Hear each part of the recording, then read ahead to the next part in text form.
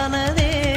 காதல் என்ற மந்திரத்தின் மாயம் என்ன, கல்லும் முள்ளும் இப்போது பூவானதே. வானவில்லின் துண்டொன்று மண்ணில் வந்து யாருக்கும் சொல்லாமல் பெண்ணானதே.